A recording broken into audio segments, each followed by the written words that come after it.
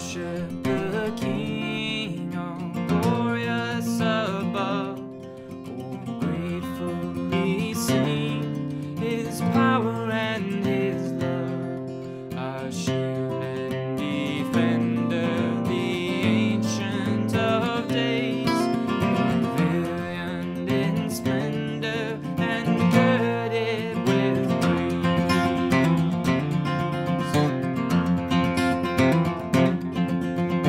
Tell of His might, oh, sing of His grace, whose robe is the light, whose canopies grace. His chariots of wrath, the thunderclouds form, and dark is His path on the wings of the storm.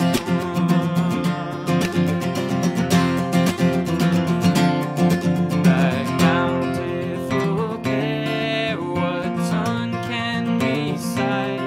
It breathes in the air, it shines in the light, it streams from the hills, it descends to the plain, and sweetly distills in the dew and the rain.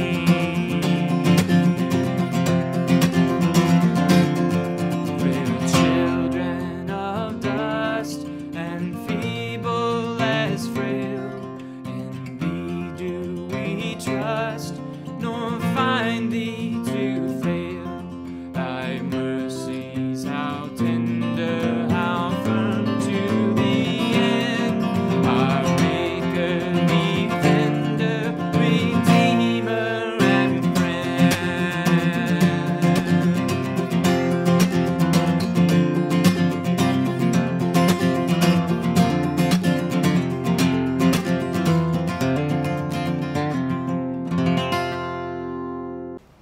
Good morning po. Welcome again sa aming prayer covenant po na ginagawa tuwing alas 6 ng umaga, Monday through Saturday.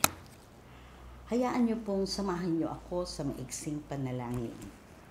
Lord, nagpapasalamat kami, Panginoon, sa buong magdamag na kami ay iyong sinamahan. Pinrotektahan, Panginoon, sa aming pagkakatulog. At ngayon, Panginoon, panibagong biyaya ang aming tinanggap. Biyaya ng kalakasan at panibagong buhay, Panginoon, na punong-puno ng pag-asa, O Lord. Lord, sa aming devotion ngayong umaga, i-guide mo kami, Panginoon, ng iyong banal na Espiritu. At ikaw, maisentro namin, Panginoon, ang aming mga isip, puso, Panginoon, at ito'y buksan namin sa mensahe na aming maririnig ngayong umaga. Ang lahat na ito'y dinadalangin namin sa matamis na pangalan ni Jesus. Amen. Good morning ulit. Welcome. At ang ating scripture po ngayong umaga ay matatagpuan po sa Deuteronomy chapter 34 verse 4 to 12. Hayaan niyo po basahin po sa Tagalog ang mga ilang talata na ating pagbubulayan ngayong umaga. So verse 4, sinabi sa kanya ni Yahweh, iyan ang lupain na aking pinangako sa inyong mga ninunong si Abraham, Isaac at Jacob. Ipapakita ko ito sa iyo, ngunit hindi mo mararating.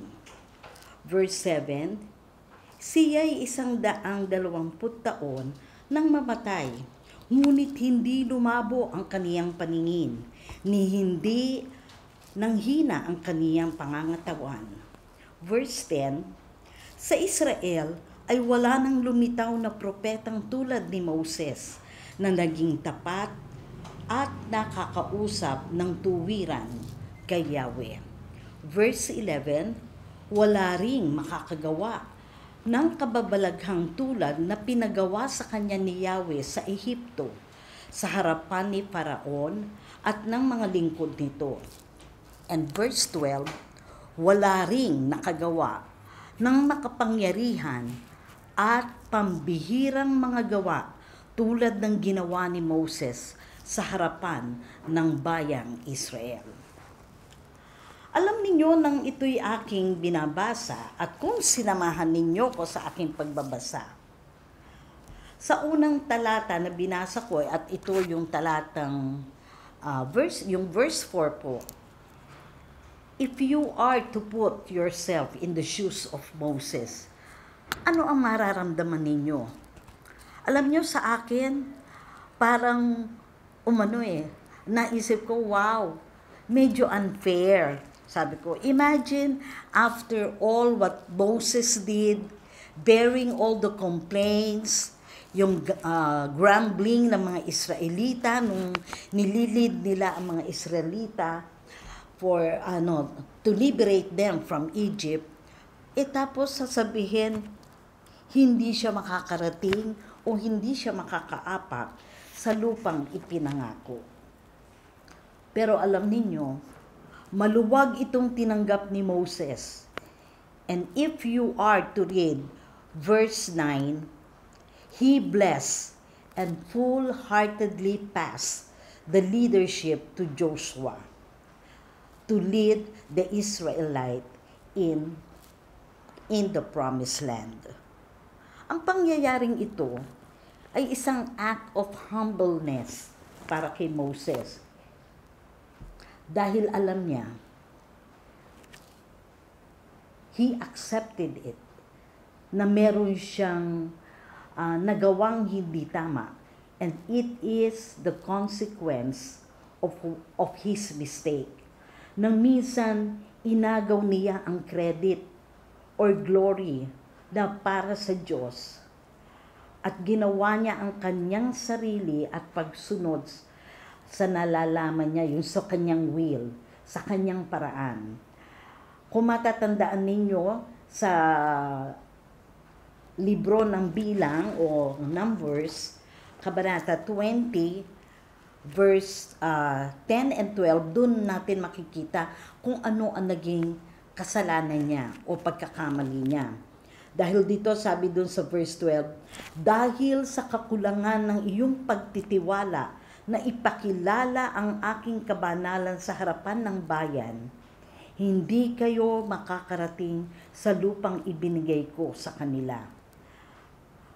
Dahil dito, inutusan, nagko-complain ng mga Israelita nung panahon na yon na Moses, nilabas mo kami sa Ehipto para kami mamatay sa gutom, mauhaw ng ganito. And they were asking, they were in great thirst. Hibihingi sila ng tubig. Ang sabi ng Panginoon kay Moses, dali mo ang iyong tungkod, pumunta ka sa lugar na ito, magsalita ka sa bato, at yun ang ipinagagawa ng Panginoon. Pero anong sabi ni Moses? Habang nagko-complain, na-prick yung ego din ni Moses. Kaya ito ang sabi, ibig ba ninyong magpabukal kami ng tubig mula sa batong ito? Yun ang salita ni Moses. And then he strike the stone not only once, but twice. Pero anong sabi ng Panginoon sa kanya? Magsalita ka lang sa bato para makita nila ang kapangyarihan ko, yung kapangyarihan ng Diyos. Pero dahil nga sa mga paratang ng mga Israelita kay Moses, yung ego niya, dahil yung pagod niya, tapos ito ang kapalit, yung ego niya na prick. Kaya niya in-strike. Lumabag siya sa kautusan ng Panginoon. Ginawa niya, yung galit niya, yung inis niya, in-strike niya yung bato. Hindi lang minsan, kundi dalawa. At ang salita niya, ibig ba ninyong magpabukal kami? Yung credit, siya ang gagawa ng milagro. Sila ni Aaron, ng tubig mula sa bato. Hindi siya nanahan dahil nakita niya na tuwing gagamitin niya yung kanyang tungkod na iyon, may pagpapalang dumadaloy doon na nagmumula sa Diyos. Yes, Moses was not perfect. At tayo din ganun. We will have moments of defiance. Minsan matigas ang ulo natin o Kaya minsan lumalabag tayo sa ating mga dapat na kagustuhan ng Panginoon dahil nauuna minsan yung emotion natin. Ngunit dito nakita ng Diyos ang tunay na pagkakilala ni Moses sa kaniyang kahinaan at kasalanan. At ang taus-pusong pagsisisi at pagsusumikap na ituwid anuman ang kahinaan o kasalanan kanyang nagawa. Dahil nga dun sa Numbers pa rin, sinabi nga sa kanya, dahil sa kakulangan ng iyong pagtitiwala sa akin, hindi ninyo makikita o mararating ang lupaing ibibigay niya sa mga Israelita. Kaya dito makikita natin, dahil sa kanyang pagsisisi at pagkakilala sa kanyang kamalian, nakita naman ng Panginoon yung kanyang puso. At makikita natin sa verse 7 na patuloy ang pagpapala ng Diyos sa kanya. Ang sabi nga sa 7, siya ay namatay sa edad na 120 years. At hindi lumabo ang kanyang paningin at hindi nanghina ang kanyang pangangatawan. And if I am to interpret this passage, alam ninyo, kung tayo, sa akin yung salita nito, yung verse na yan, na matapos nakilalanin niya yung kanyang pagkakamali, Moses stayed focused on God. Hindi nanghina ang kanyang paningin, sabi. Tapos sabi doon, hindi siya nakaramdam ng paghihina ng pangangatawan. Lalo siyang nagkaroon ng kalakasan to continue to serve with all his strength. At kaya naman, God had allowed Moses the fruit of his faithfulness. Nakita ng Diyos ang laman ng puso niya at ang kanyang pagsusumikap. Nakita niya ang lupang pangako.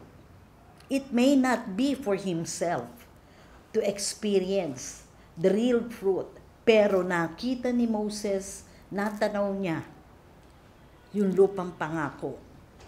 Not for him, but for his people, the Israelite. And this is his legacy. It was his legacy na until now is being remembered. Generation to generation. Kung babasahin natin yung verse 6, it is stated there, no one knows where his grave is. Walang nakakaalam kung saan siya inilibing dahil ang Panginoon ang siyang namahala sa kanya. Na matapos pakita ng Diyos ang lupang pangako, kinuha ng Panginoon, binawi ang kanyang buhay, at sa mga Israelita, maski hanggang ngayon, walang nakakaalam ng landmark kung saan inilibing si Moses. But his legacy remained remembered. We may not be like Moses, leading a nation or a person in power, but still we can leave an spiritual heritage. Anumang sitwasyon natin sa buhay, anumang talento meron tayo, anumang biyayang mayroon tayo, alam ninyo, the most powerful instrument on our disposal, alam niyo kung ano? Prayer. Praying for others. That sana yung ating mga napag-pray na ito o ating natatouch yung kanilang buhay, those who are following us, hearing this word, will be blessed and will impact the world for Christ. Nawa, magamit natin anuman meron tayo. Hindi natin kailangang maging isang politician, isang may katungkulan upang tayo ay matouch natin ng ibang tao, makapag-pray tayo sa mga tao at ang mga taong ito will be blessed and will impact the world para sa ating Panginoon. To God be the glory. Tayo po'y manalangin. Lord, patawarin mo kami sa aming mga pagkukulang at mga kasalanan. Help us, O Lord.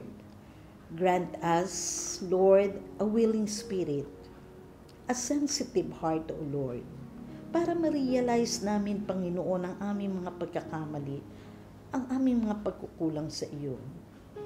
Lord, give us wisdom at huwag mo kaming pabayaan na matalo ang aming mga emosyon, Panginoon, lalong-lalo na sa aming paglilingkod sa iyo.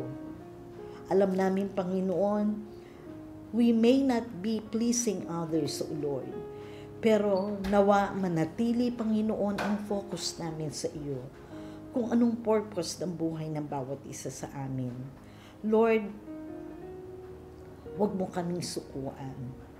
At nawa, Panginoon, sa aming paglilingkod, yung iyong mga pangako, yung iyong mga tagubilin sa amin, ang lagi naming maaalala at sumagi sa aming mga puso, diwa, O Lord, upang, Panginoon, mapaglabanan namin kung anumang hamon sa buhay ang aming haharapin.